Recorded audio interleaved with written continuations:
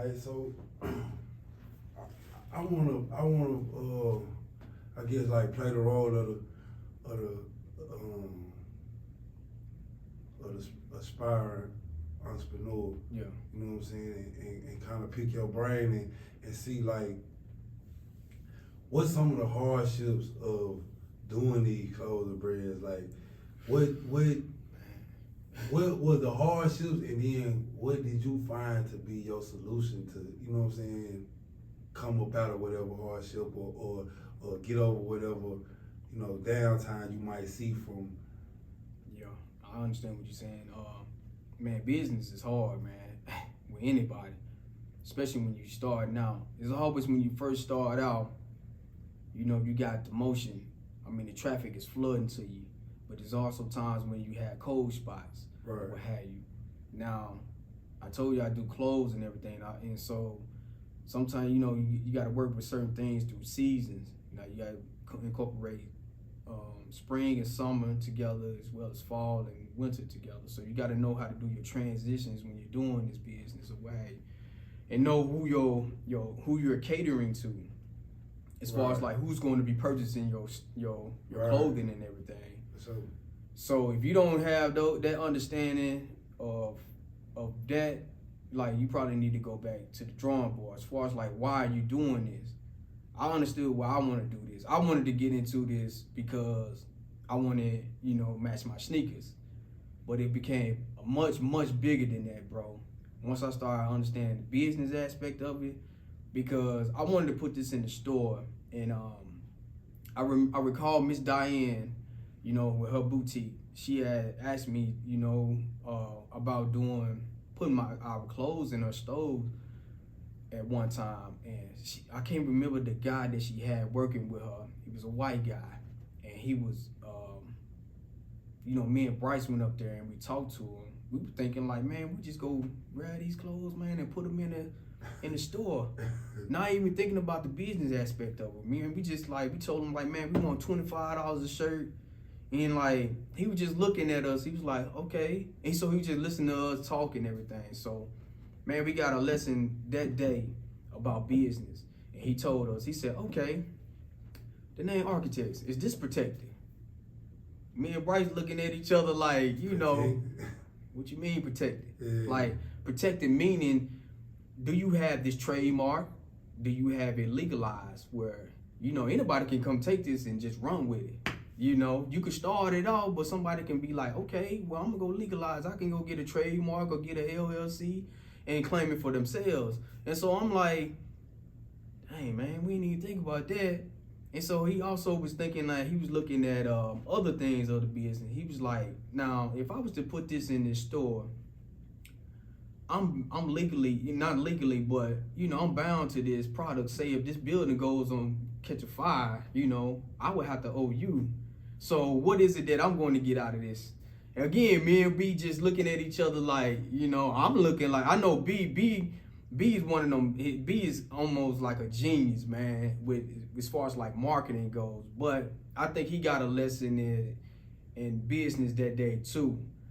And so the guy just told us basically, y'all need to get this cleaned up, get this legalized. Before I put anything in here, I want to make sure that your stuff is covered first.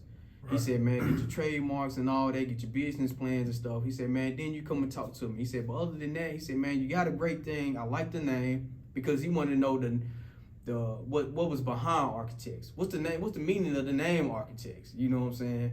And I had to basically break it down to him. Okay, you know what an architect is.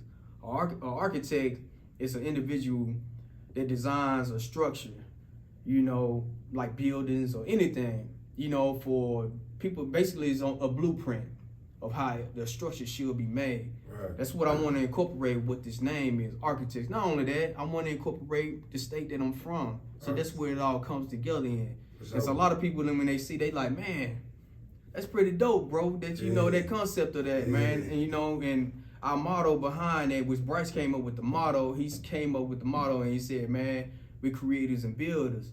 And I was like, yeah, that we can go with that, you know, as a motto for this business or what have you. But anyway, flashbacking back to that guy, he just told us to clean the business up and get our stuff together. It took 2 more years before I actually sought out to getting a trademark of Arkatekz.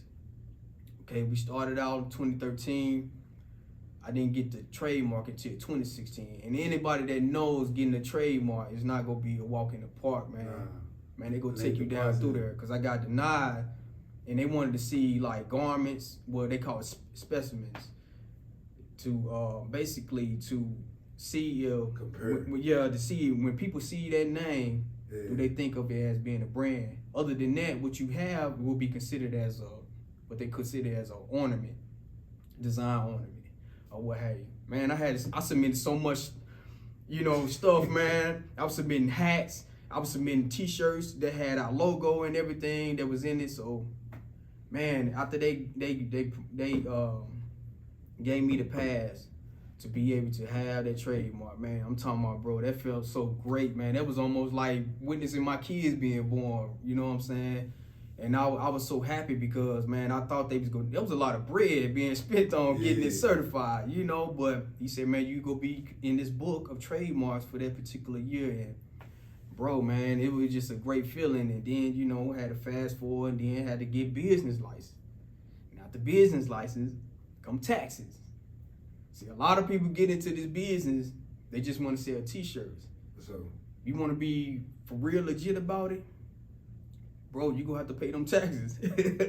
How much would you say in an estimate did it take for you to get your business up and fully functional?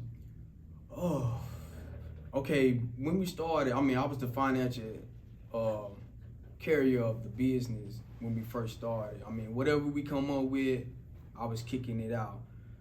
Like when we first started, I think that first order and getting, man, we got like accent labels to go on our shirts and stuff. We just wanted to be different from everybody else, because when we came out at that time, it was 2 other clothing lines in Blyville. It was Street Life and it was Kingship.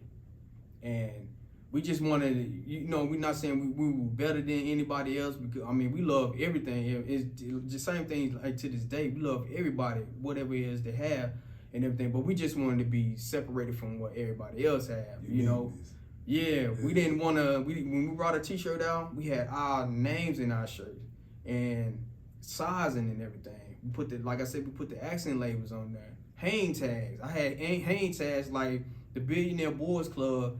Our hang tags, man, when you pop it, you could peel it off and it was a sticker. Right. And so that was promotion right there. Yeah, so like I said, we did our homework when we came out with this brand and what have you. So, the years went by and everything, but my guys, Bryce and JR, they kind of took a back seat from the brand, because like I said, it go have them cold moments. It's gonna be slow. It's gonna be slow. And then you go have the people coming in. That's when you go have the people coming in that's gonna wanna lowball you on your ticket or what have you, all that type of stuff, man. And some, back then I was giving in to it. Yeah. I just wanted to get it out, get the product off. Not understanding, like, man, some people take advantage of you like that. They want to get, they don't know what you spent to get this, but your whole objective, is being a hustler or trying to sell anything, is to get the product off. So, and then, some people went to telling me like, man, look here, man, look, people don't understand what you can pay for this stuff, man. You need to stand your ground. Now, if you want to give somebody something, that'd be on you. But if somebody come to you, hey man, let me get that, man. Let me get 2 for such and such, man.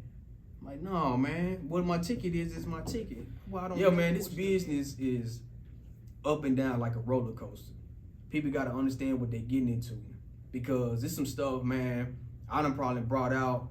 I done probably got about maybe 30 units of it, and probably don't move maybe about 10 of them. And I'm just sitting on it. I'm trying to promote to get it out there, but I can't move it.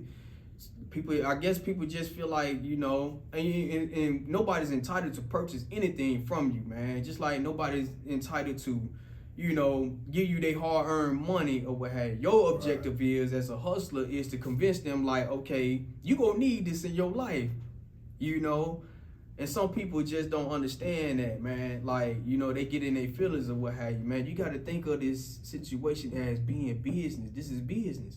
So do not let your emotions get involved with business, man. Then it start clouding everything. Get out of that, man. Anybody that's coming up now, don't get those feelings involved, because it gonna leave you. You gonna be like that forever. right. You gotta learn how to roll with the punches. Like I said, man, it's coming up in a couple days. We've been doing this for 8 years, bro.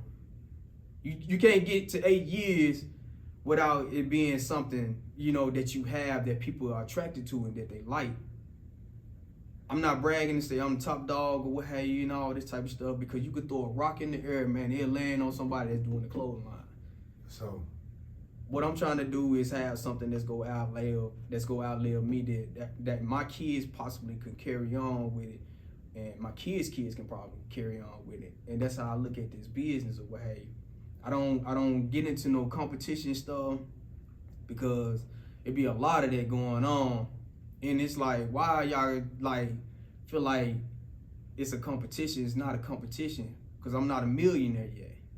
And I know the person that probably feel the same way, not a millionaire yet, man. So therefore, we're in the same bag race together. I try to help and promote everybody that I know that's doing something, man. If you're doing something, man, and I know that you got something good going for yourself, man, I'm in the seat with you. Hey, okay. I know you say it's not a competition. Yeah. But like when you came out, King shit probably was the most popular. Yes, they were. In the town. So how was that? Like, you know what I'm saying? Like, I ain't gonna say that you feel like you had to beat them out, but like. No.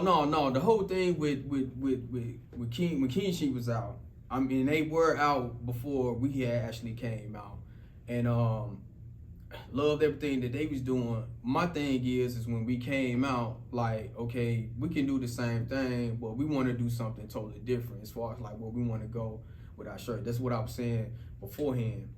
We just wanted to do something different, because really we didn't know if this thing was gonna get to, like I said, 8 years, bro.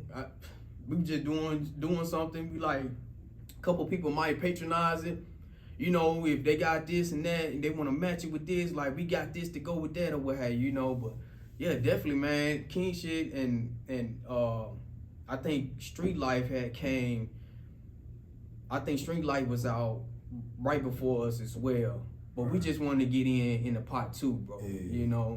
And they shout out to Jay Marsh and all them cats, man, with King shit. So They always had a great product away. You know what I'm saying? I mean, it was never no issue or anything with them as far as like what they have and what we have away. They just did their thing and we did our thing, So it was always respect, but we just never like, I don't know. I can't say, I don't know how to say it, man. I guess we never just,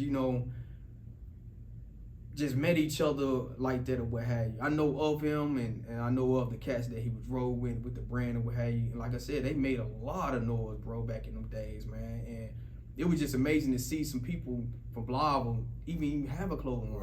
Right. You know what I'm saying? Right.